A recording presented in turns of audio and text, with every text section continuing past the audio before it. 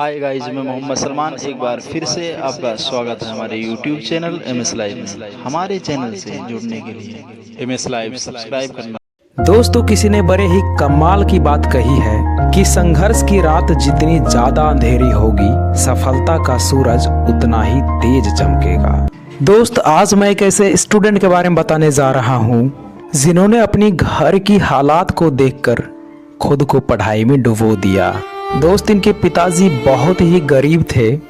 यह एक रिक्शा चलाकर अपने घर को चलाया करते थे। घर की सिचुएशन इतनी खराब हो चुकी थी कि उसे पहनने के लिए अच्छे कपड़े नहीं मिला करता था। बस पूरे साल में सिर्फ एक दिन इसे कपड़ा मिलता था, वो भी होली के दिन। दोस्त, इस समय ये लड़का 6th क्लास में था और एक दिन अपने दोस्तों के साथ खेलते खेलते वो उसके घर चला गया। उसके बाद वही हुआ जो अक्सर एक गरीब स्टूडेंट के साथ होता है। इसका फ्रेंड के पिताजी अपने घर से बाहर निकालते हुए कहा कि तुम्हारी इतनी हिम्मत कैसे हुई मेरे घर में आने की, और आज के बाद तुम मेरे घर में मत आना। दोस्तों, कई दिनों तक इस लड़के को समझ में नहीं आया कि आखिर मेरे दोस्त के पिताजी मुझसे ऐसा बात क्यों किए। उस दिन के बाद इस लड़के के मन में सिर्फ यही बात घूमता था कि आखिर मुझे उन्होंने ऐसा क्यों बोले।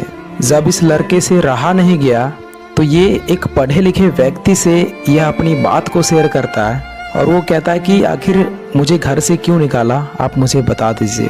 तब उन्होंने बताया कि बेटे, तुम एक रिक्शा चालक के बेटा हो और वो बहुत ही रिच फैमिली से हैं, शायद वो इसलिए तुम्हें बाहर निकाल दिए। तो फिर ये लड़का कुछ देर सोचा और कहा कि मैं ऐसा क्या कर सकता हूँ जिससे इससे आगे का कोई पद ना हो और हमारी सोसाइटी का नाम भी ऊंचा हो और जिससे हमारा बैकग्राउंड सही हो जाए। तब उस व्यक्ति ने मजाक ही मजाक में कह दिया कि तुम अगर IAS बन जाएगा ना तो इससे बड़ा कोई पद नहीं है। दोस्त, उस दिन से ये लड़का खुद से वादा किया कि मुझे IAS ही बनना है और IAS बनकर इस इंसल्ट का बदला लेना है, क्योंकि अब इस लड़के को समझ में आ गया था कि ये सिर्फ मेरा नहीं बल्कि ये मेरे गरीब पिताजी को अपमान किए और उनका मजाक उड़ाए हैं और मैं ये चीज़ें कभी बर्दाश्त नहीं कर सकता। दोस्त, उसके बाद ये लड़का UPSC की तैयारी के लिए दिल्ली जाने का सोच लिया, लेकिन इसके पास इतने पैसे नहीं थे जिससे अच्छी कोचिंग में ये पढ़ सके और दिल्ली जा सके।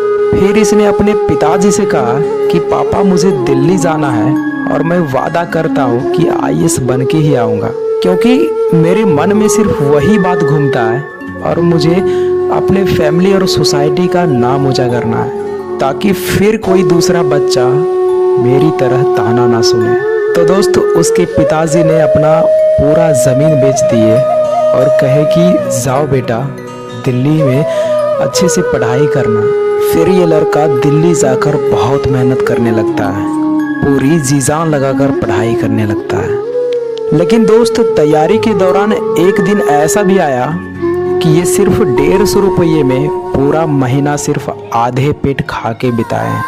इनके पास 2 टाइम चाय पीने तक का पैसा नहीं बचा था, लेकिन इसका बिना परवाह किए किसी तरह अपने भूख और नींद से समझौता करके उन्होंने पूरी मेहनत करके अपनी तैयारी को कंप्लीट किए, क्योंकि यार सिर्फ इनके मन में अपने पिताजी का इंसल्ट और त्याग ही दिख रहा था, जिन्होंने इसकी पढ़ाई के लिए अपना ज़मीन बेच दी और जिस उम्मीद के साथ दिल्ली भेजे थे उस उम्मीद को ये खोना नहीं चाहते थे। दोस्त, ये लड़का खुद को पढ़ाई में इतना झोंक दिया कि वो अपने मेहनत के दम पर UPSC का प्री और मेंस पहले ही अटेम्प्ट में क्लियर कर लिया। इसके बाद ये लड़का बहुत खुश हुआ, लेकिन अब तक घर की स्थिति बहुत ही खराब हो चुकी थी। स्थिति इतना ज़्यादा खराब हो गया था कि इंटरव्यू में जाने के लिए इनके पास अच्छे कपड़े नहीं थे, अच्छे कपड़े खरीदने के लिए पैसे नहीं थे और पता है, इनके पिताजी सिर्फ अचार और रोटी खाकर जीवन बिता रहे थे।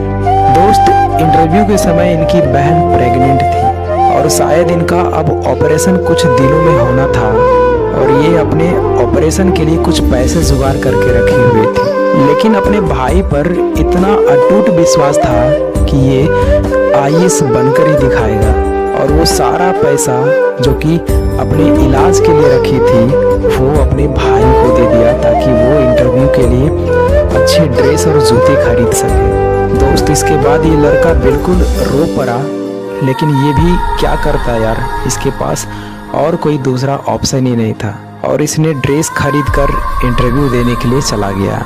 दोस्तों, अब वो समय आने वाला था जिसका सभी को बेसब्री से इंतज़ार था। अब इसके यूपीएससी के फाइनल रिजल्ट में केवल 10 दिन ही बाकी थे और इसकी बहन की आंखें अपने भाई को आईएएस ऑफिसर में देखने के लिए ललक रहा था और वो पिता भी इंतज़ार कर रहे थे जो कि अपने बेटे की पढ़ाई के लिए अपना ज़मीन और रिक्शा भी बेच दिए थे। और ये लड़का अपनी बहन और अपने पिताजी की उम्मीद को कभी खोना नहीं चाहता था। और दोस्त, जब इनका यूपीएससी का फाइनल रिजल्ट आया ना, तो इनके परिवार के सारे लोगों के आंखें आंसुओं से भर आई, लेकिन वो आंसू खुशी की आंसू थी क्योंकि इस लड़के का सिलेक्शन हो गया था और ये आईएएस बन गया। और दोस्त, पता है इस लड़के का नाम क्या है? आईएएस गोविंद जायसवाल, जिन्होंने इतनी मुश्किलों के बावजूद भी कभी हार नहीं मानी। और दोस्त, रिजल्ट के बाद जब एक टीवी चैनल पे इनका इंटरव्यू हो रहा था, तो उस इंटरव्यू के दौरान इनकी सिस्टर से पूछा गया था कि अगर आपके भाई का सिलेक्शन नहीं होता तो क्या होता। तो इनकी बहन ने जवाब दी कि अगर भाई का सिलेक्शन नहीं होता ना, तो ना जाने कितने लोग मर जाते।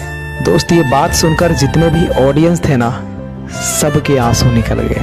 तो दोस्त, इस कहानी से हमें यही सीख मिलता है कि संघर्ष कितना भी बड़ा क्यों ना हो, उसे एक दिन हमारी मेहनत के आगे झुकना ही पड़ता है। और आपके परिवार को आपसे बहुत उम्मीद होती है, उस उम्मीद को कभी खोने मत दीजिएगा।